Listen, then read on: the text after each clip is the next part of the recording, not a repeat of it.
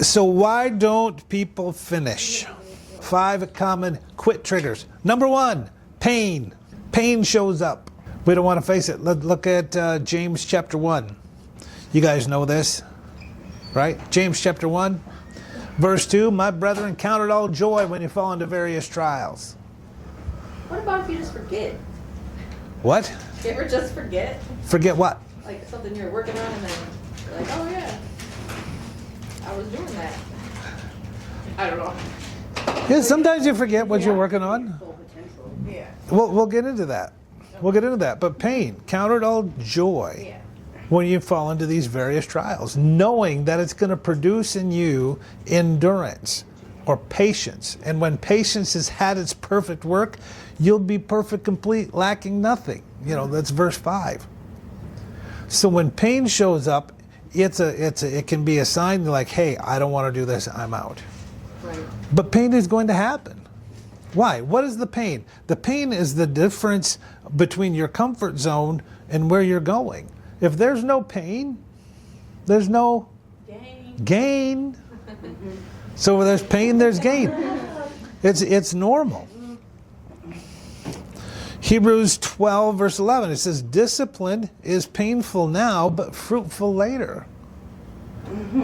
So it's painful now, but it's going to be better later on.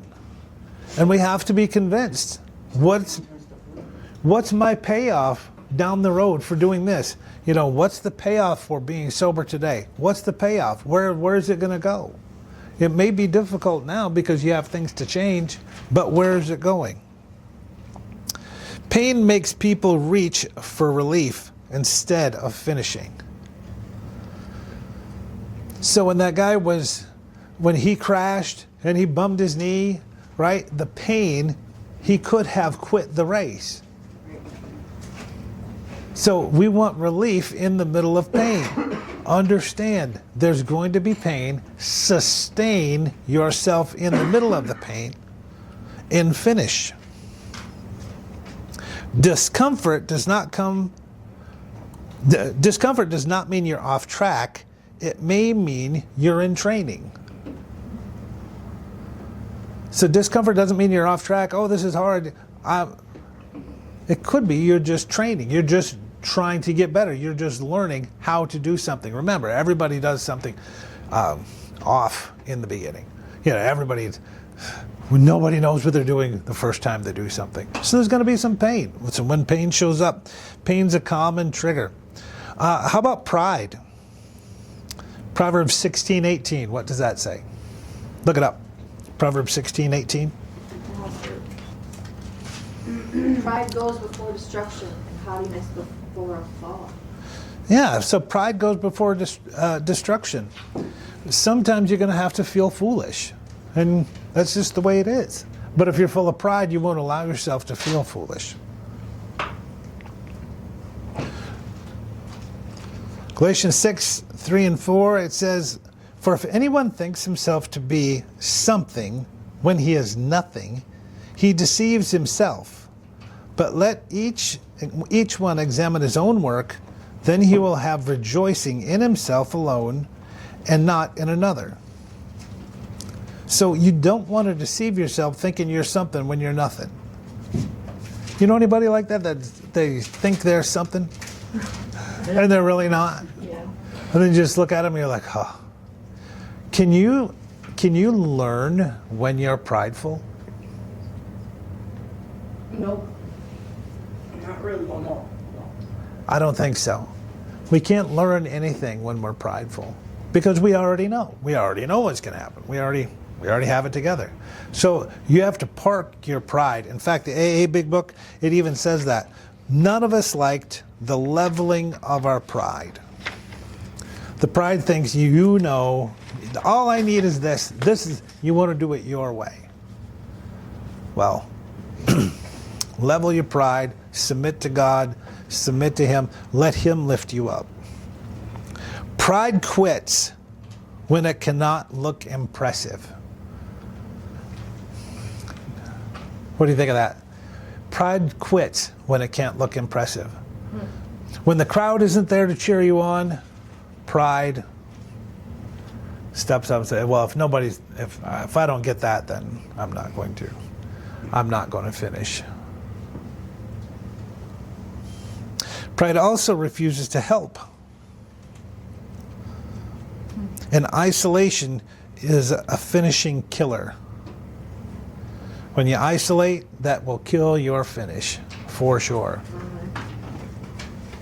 So pride is about who? Self. It's all about yourself.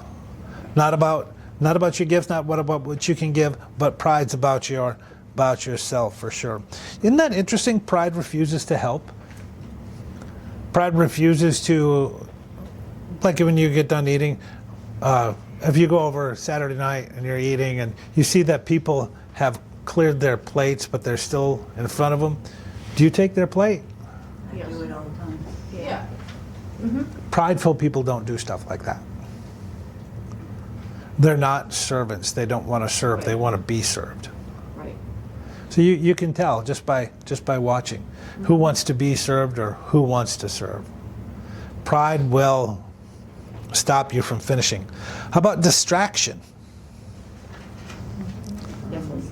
Something shinier shows up.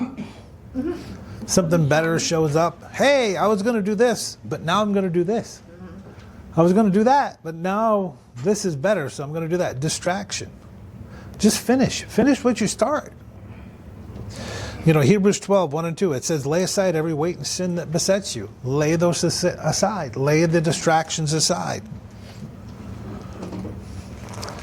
Look at the story of, in Luke 10. Let's turn to Luke 10. Oh, it's just there. Did you say you were just there? Yeah. Luke 10:41. Almost to the end. 10:41? Yeah, 10:41. And Jesus is speaking. He said, and Jesus answered and said to her, Martha, Martha, you are worried and troubled about many things. But Mary chose the better part. So, are you worried and distracted about many things? Yes. How many people have said, I just have a lot on my plate right now. I'm just dealing with a lot right now. Yeah. Who isn't? Right. Who doesn't have a lot to deal with? People don't have nothing on their plate and still complain. Well, the people who don't have nothing on their plate and still complain, that's what they have. Okay, yeah. Really, that's what they have. They have to complain. People that aren't doing anything. If you really want to get something done, hand it to somebody who's doing a lot. Oh, yeah. If you hand it to someone who's not doing anything, it's pretty unlikely it'll get done. If we want someone to shovel out here, I would hand it to the most busy person, because then it'll get done, not to the person who has nothing to do. Martha was concerned about all this other stuff, but she forgot. Can you imagine?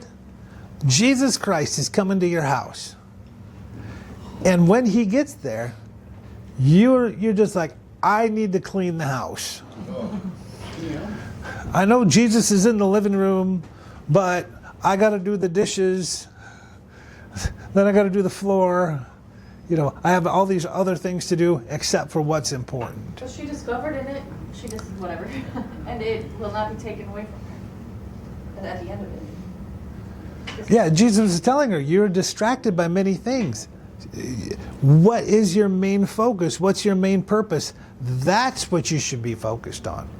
Not all this other distractions. Often we invite distraction when we don't want to focus on what we're supposed to.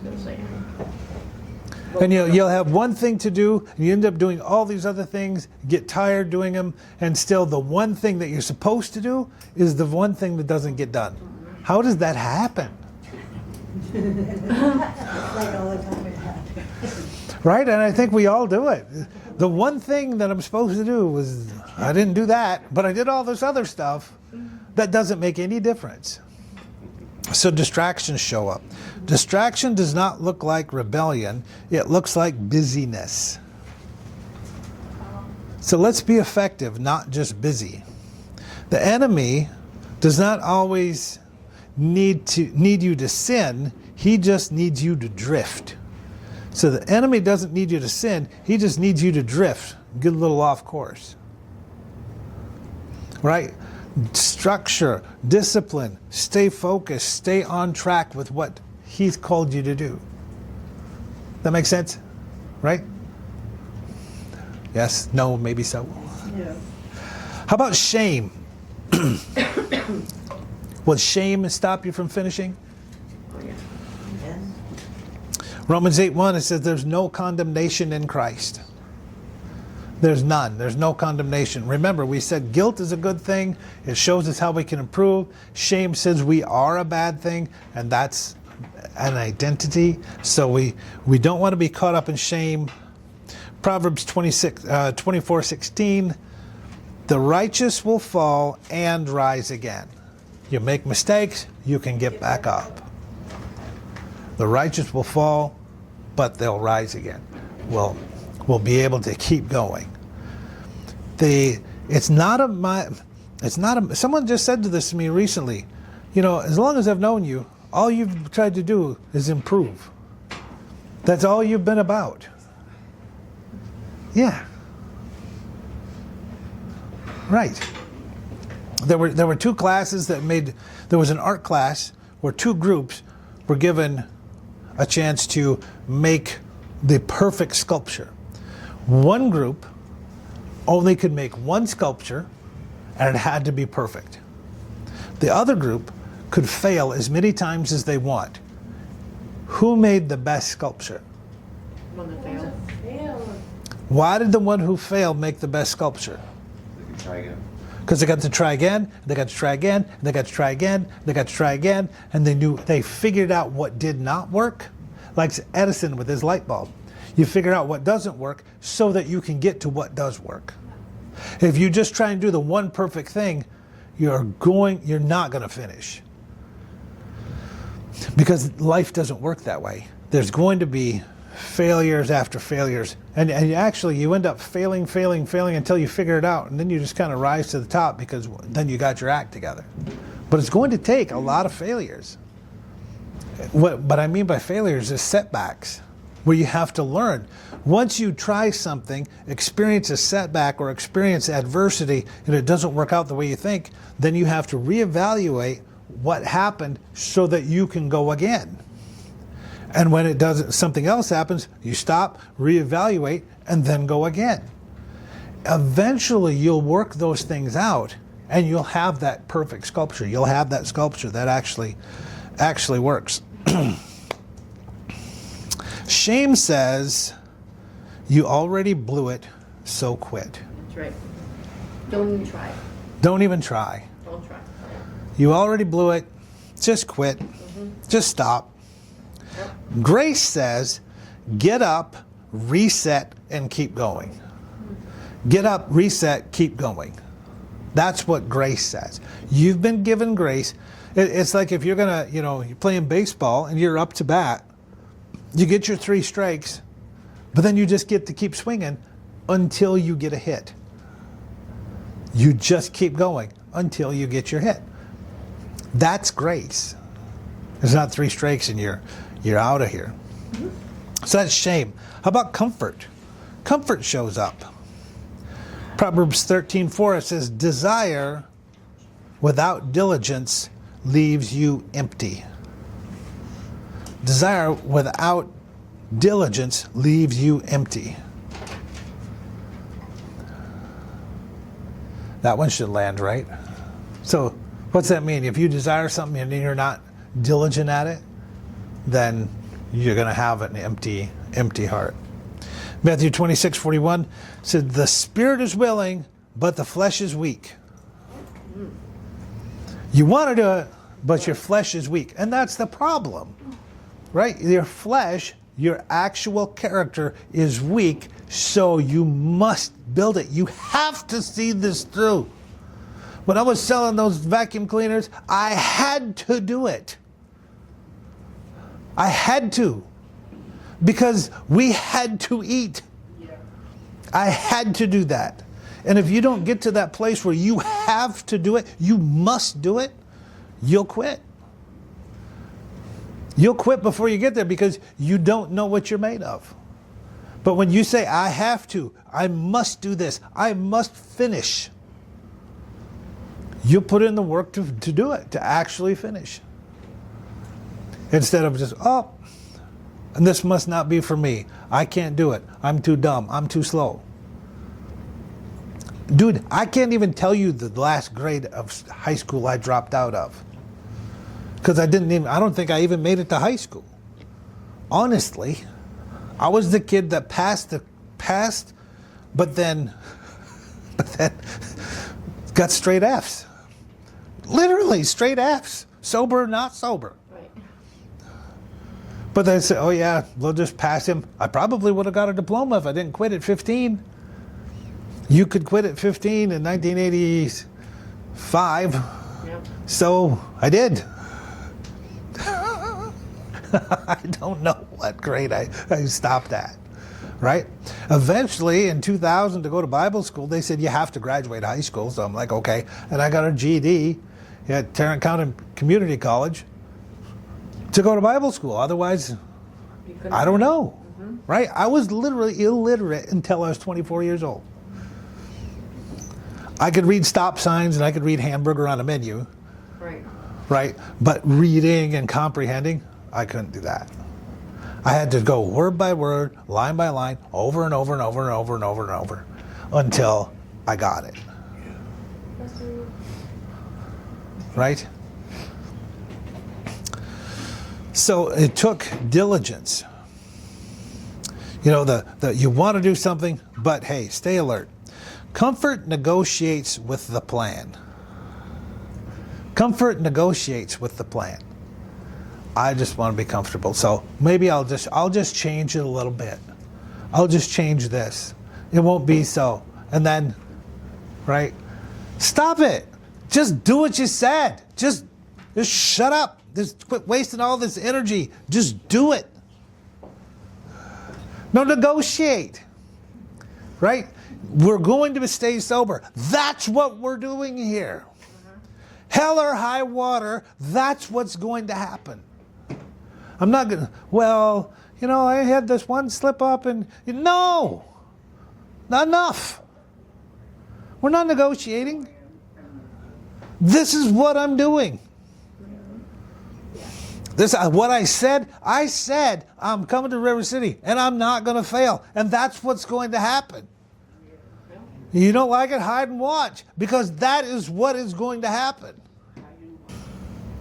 Comfort always asks, do we really have to do it today? Yeah. Use the 10-second rule. Well, as soon as you think of something, do it in 10 seconds. And I'm not talking about I have a using thought, use in 10 seconds. That's stupid. But it's something that's going to build and improve your life. Within 10 seconds, do something about it. Otherwise, you will forget. The 10-second rule. Within 10 seconds, something positive, something good, do it.